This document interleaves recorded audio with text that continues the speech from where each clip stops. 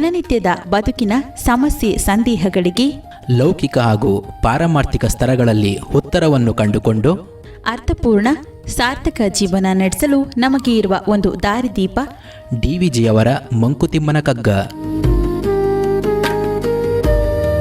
ಕನ್ನಡದ ಭಗವದ್ಗೀತೆ ಎಂದು ಪ್ರಸಿದ್ಧವಾದ ಈ ಜ್ಞಾನ ಭಂಡಾರದ ಅನಾವರಣವೇ ನಿತ್ಯದ ಬದುಕಿಗೆ ಕಗ್ಗದ ಬೆಳಕು.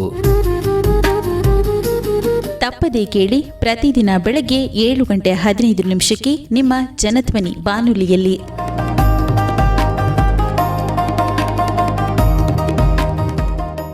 ಆತ್ಮೀಯ ಶ್ರೋತೃಗಳಿಗೆ ನಮಸ್ಕಾರ, ಸುಪ್ರಭಾತ. ಡಿವಿಜಿರವರ ಮಂಕುತಿಮ್ಮನ ಕಗ್ಗದ ಅಧ್ಯಯನ ನಿತ್ಯದ ಬದುಕಿಗೆ ಕಗ್ಗದ ಬೆಳಕು, ಈ ಕಾರ್ಯಕ್ರಮವನ್ನು ಇವತ್ತು ಮುಂದುವರ್ಸೋಣ. ಸುಮ್ಮನೊಬ್ಬಂಟಿ ಎಂತಿಹುದು ಬೇಸರಬಹುದು. ಹೊಮ್ಮುವೆನು ಕೋಟಿ ರೂಪದಲ್ಲಿ ನಾನೆಂದು ಬೊಮ್ಮ ನೆಳೆಸಿದನಂತೆ ಆ ಎಳಸಿಕೆಯೇ ಮಾಯೆ ನಮ್ಮಿರವು ಮಾಯೆಯಲ್ಲಿ ಮಂಕುತಿಮ್ಮ.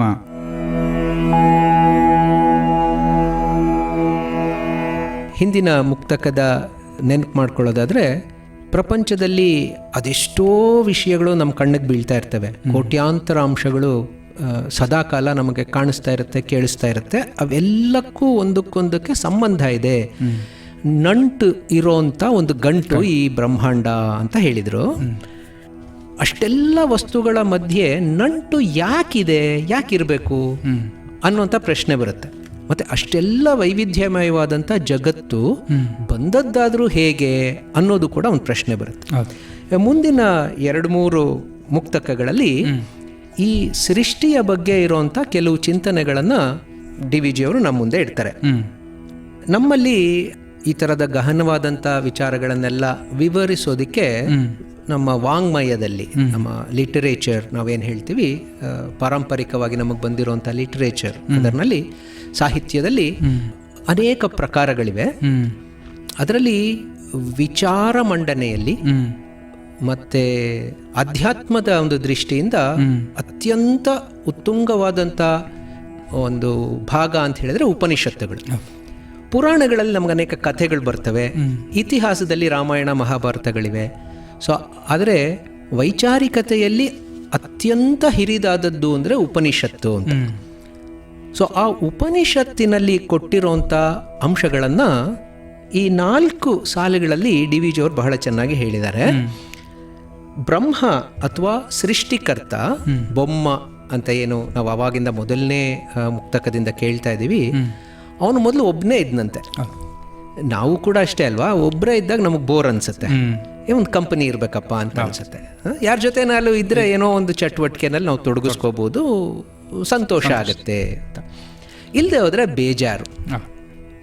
ಬೊಮ್ಮನಿಗೂ ಹಾಗೆ ಆಯ್ತಂತೆ. ಬ್ರಹ್ಮನಿಗೆ ಒಬ್ಬನೇ ಇದ್ನಂತೆ, ಮೊದಲು ಒಬ್ಬನೇ ಇದೀನಲ್ಲ, ಬೇಜಾರಾಗ್ತಾ ಇದೆ ಅಂತ ಅನ್ನಿಸಿ ಅವನು ಸೃಷ್ಟಿಯನ್ನು ಶುರು ಮಾಡಿದ ಅಂತ ಇಲ್ಲಿ ಹೇಳ್ತಾ ಇರೋದಕ್ಕೆ ಮೂಲ ಉಪನಿಷತ್ತುಗಳಲ್ಲೂ ಕೂಡ ಇದೇ ರೀತಿಯ ಒಂದು ವಾಕ್ಯಗಳನ್ನು ನಾವು ನೋಡ್ತೀವಿ. ಅದು ಛಾಂದೋಗ್ಯ ಉಪನಿಷತ್ತಿನಲ್ಲಿ ಬರುವಂಥ ಭಾಗ, ಶ್ವೇತಾಶ್ವತರ ಉಪನಿಷತ್ತಿನಲ್ಲಿ ಬರುವಂಥ ಭಾಗಗಳನ್ನು ನಾವು ನೋಡಿದಾಗ ಬೃಹದಾರಣ್ಯಕದಲ್ಲೂ ಇದರ ಬಗ್ಗೆ ಬರುತ್ತೆ.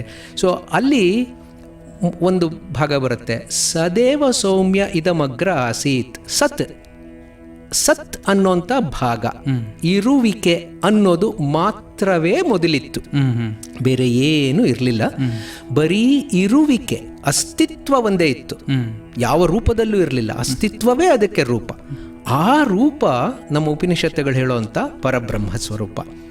ಸೊ ಸತ್ ಏವ ಇದಮಗ್ರ, ಇದಕ್ಕೆ ಮುಂಚೆ ಇದ್ದದ್ದು ಬರೀ ಸತ್ ಒಂದೇ ಅಂತ. ಅದು ಬೇಜಾರಾದಾಗ ಅದಕ್ಕೇನು ಅನಿಸ್ತಂತೆ ಅಂತ ಇನ್ನೊಂದು ಉಪನಿಷತ್ತಲ್ಲಿ ಹೇಳುತ್ತೆ, ಸೋ ಅಕಾಮಯತ ಸಹ ಅಕಾಮಯತ, ಆ ಅಸ್ತಿತ್ವಕ್ಕೆ ಒಂದು ಆಸೆ ಉಂಟಾಯ್ತಂತೆ. ಅದು ಏನಪ್ಪ ಆಸೆ? ಬಹುಸ್ಯಾಮ್, ನಾನು ಒಬ್ಬನೇ ಇದ್ದೀನಿ, ಅನೇಕವಾಗ್ತೀನಿ ಅಂತ. ಬಹುಸ್ಯಾಮ್ ಪ್ರಜಾಯೇಯೇತಿ, ನಾನು ಅನೇಕ ರೂಪಗಳಲ್ಲಿ ನನ್ನನ್ನು ನಾನು ತೋರಿಸ್ಕೊಳ್ತೀನಿ. ಆಗ ಅದೇನು ಮಾಡ್ತು, ತದಾ ಆತ್ಮಾನಂ ಸ್ವಯಂ ಅಕುರುತ, ತನ್ನನ್ನು ತನ್ನಂತೆಯೇ ಮತ್ತೆ ಸೃಷ್ಟಿ ಮಾಡ್ಕೊಳ್ತಂತೆ. ಸೊ ಹಾಗೆ ಇಲ್ಲಿ ಡಿ ವಿ ಜಿಯವರು ಹೇಳ್ತಾ ಇರುವಂಥದ್ದು ಕೂಡ, ಕೋಟಿ ರೂಪದಲ್ಲಿ ನಾನು ಹೊಮ್ಮುವೆನು. ಸೊ ನನ್ನ ರೂಪವೇ ಕೋಟಿ ರೂಪಗಳಲ್ಲಿ ಹೊರಹೊಮ್ಮಲಿ. ಸೊ ಇದು ಬೊಮ್ಮನ ಎಳೆಸಿಕೆ, ಒಂದು ಆಸೆ, ಮನಸ್ಸಿನಲ್ಲಿ ಮೂಡಿದಂಥ ಒಂದು ಭಾವನೆ. ಆ ಭಾವನೆ ಆಕ್ಚುಯಲ್ ಸೃಷ್ಟಿಗೆ ಕನ್ವರ್ಟ್ ಆಯಿತು. ಸೊ ನಮ್ಮಲ್ಲಿ ಯಾವಾಗಲೂ ಹಾಗೆ ಅಲ್ವಾ, ಇಚ್ಛಾಶಕ್ತಿ, ಒಂದು ಬಲವಾದಂಥ ಇಚ್ಛಾಶಕ್ತಿ ಇದ್ದಾಗ ಕ್ರಿಯಾಶಕ್ತಿಗೆ ಚಾಲನೆ ಸಿಕ್ಕತ್ತೆ. ನಮ್ಗೆ ಏನು ಅನ್ನಿಸ್ಲೇ ಇಲ್ಲಪ್ಪ, ನಮ್ಗೇನು ಬೇಕು ಅಂತ ಅನ್ನಿಸ್ಲೇ ಇಲ್ಲ ಅಂದಾಗ ಅದು ನಾವು ಪಡ್ಕೊಳ್ಳೋದೇ ಇಲ್ಲ. ಸೊ ಆ ಇಚ್ಛಾಶಕ್ತಿ, ಆ ಒಂದು ಭಾವನೆ ಮನಸ್ಸಿನಲ್ಲಿ ಮೊದಲು ಬಂದಾಗ, ಆ ಭಾವನೆಯ ಒಂದು ಫಲವಾಗಿ ಈ ಜಗತ್ತು ಸೃಷ್ಟಿಯಾಯಿತು. ಆಗ ಅದು ಸುಕೃತಂ ಉಚ್ಯತೆ ಅಂತ ಹೇಳುತ್ತೆ ಉಪನಿಷತ್ತು.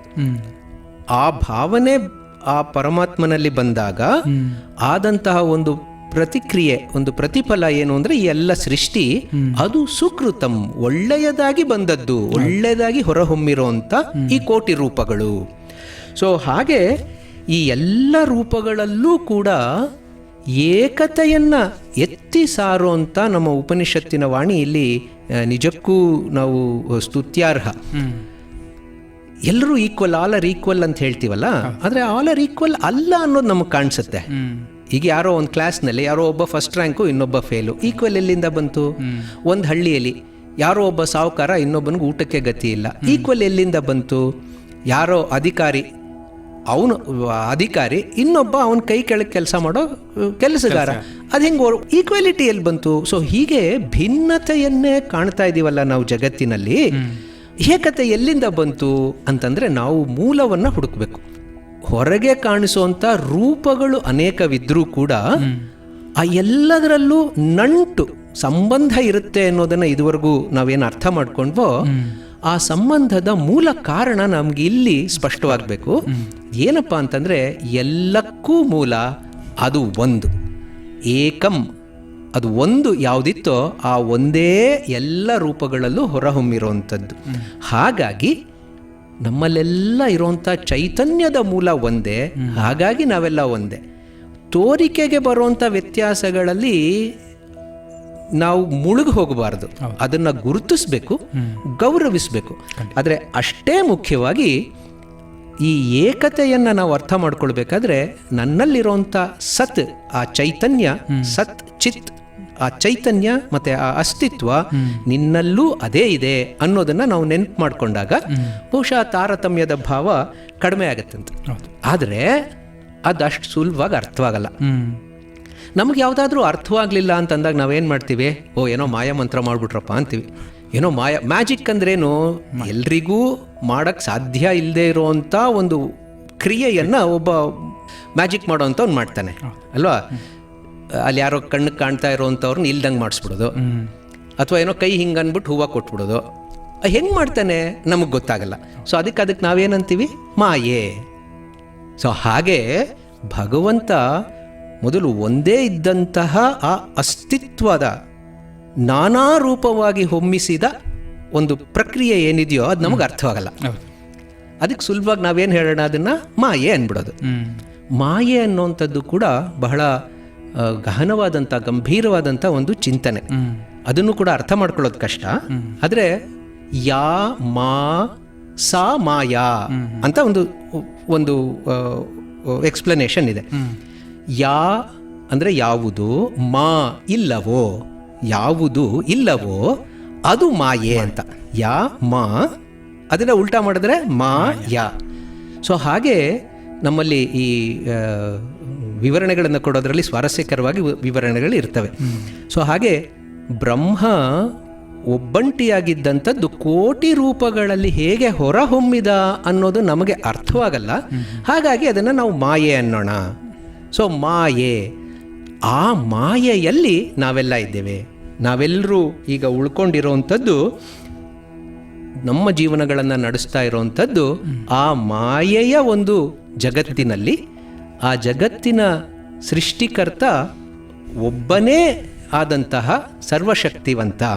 ಆ ಸರ್ವಶಕ್ತಿವಂತ ಕೋಟಿ ರೂಪಗಳಲ್ಲಿ ಹೊಮ್ಮಿ ನಮಗೆ ಈಗ ಜಗತ್ತಾಗಿ ಕಾಣಿಸ್ತಾ ಇದ್ದಾನೆ ಅಂತ.